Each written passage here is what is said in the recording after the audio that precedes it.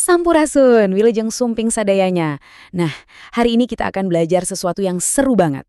Kita akan sama-sama mengupas gimana sih caranya membawa sebuah sajak Sunda dari yang tadinya cuma tulisan jadi sebuah penampilan yang punya nyawa.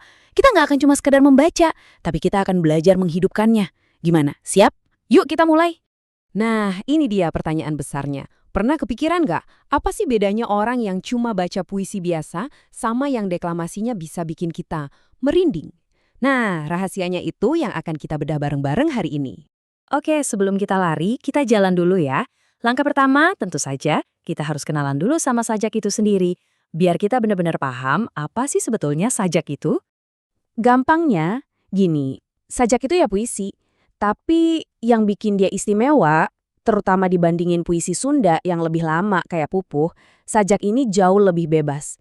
Penyairnya itu nggak terlalu diikat sama aturan-aturan ketat soal jumlah baris atau suku kata. Jadi mereka punya ruang yang lebih luas buat berekspresi dan berkreasi. Coba deh bayangin, sajak itu kayak makhluk hidup. Dia punya anatomi, punya struktur. Jadi kalau kita mau menghidupkan dia lewat deklamasi, kuncinya ya kita harus paham dulu anatominya. Baik itu bagian yang kelihatan maupun bagian yang tersembunyi.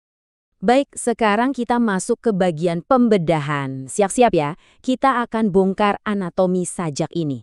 Pada dasarnya, ada dua bagian besar yang membangun sebuah sajak utuh. Yuk kita lihat. Nah, ini dia. Ada yang namanya adegan lahir dan adegan batin. Gampangnya, adegan lahir itu badannya, struktur fisiknya, semua yang bisa kita lihat langsung di kertas, kata-katanya, cara penulisannya. Nah, kalau adegan batin, ini jiwanya, roh dari puisi itu. Makna, perasaan, pesan, semuanya ada di sini. Dua-duanya ini nggak bisa dipisahkan, satu kesatuan. Yuk kita kupas badannya dulu. Ada tipografi, ini soal penataan visual puisinya. Lalu diksi, ini penting banget. Kenapa penyair pilih kata bulan bukan sinar? Pasti ada alasannya. Terus imaji, gambar apa yang muncul di kepala kita pas baca. Ditambah lagi gaya bahasa dan purwakanti atau rima. Ini semua bumbu yang bikin sajak jadi indah secara fisik. Sekarang kita masuk lebih dalam ke jiwanya. Jejer itu temanya, puisinya ngomongin soal apa sih? Rasa, nah ini emosinya, sedih, marah, rindu, bahagia. Wirahma itu nada dan sikap si penyair. Dan yang paling penting, amanat. Pesan apa yang mau ditinggalkan buat kita?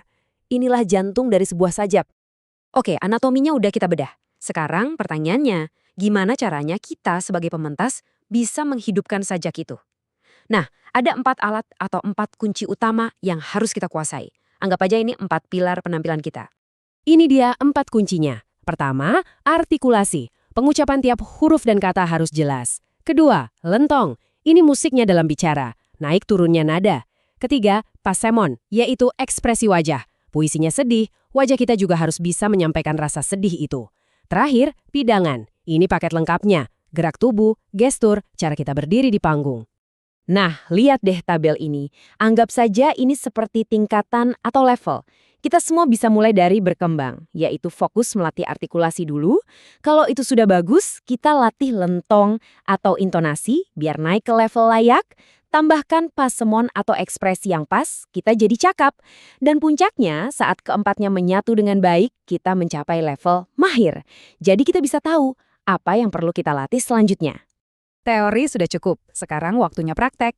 Kita akan coba terapkan semua yang barusan kita pelajari ke dalam sebuah contoh sajak yang sesungguhnya. Coba kita dengarkan dan rasakan 2 baris dari sajak legendaris Tanah Sunda, karya Ajip Rosidi. Hejo pagunungan pau lautan, taya kamarasan ngan katu genahan. Artinya kira-kira gunung yang hijau, lautan yang biru. Tapi tak ada ketentraman, hanya ada kesedihan. Wow! Indah sekali alamnya, tapi isinya begitu pilu ya. Sekarang, coba kalian bayangkan. Kalau kalian yang harus membacakan 2 baris tadi, rasa apa yang mau kalian tonjolkan?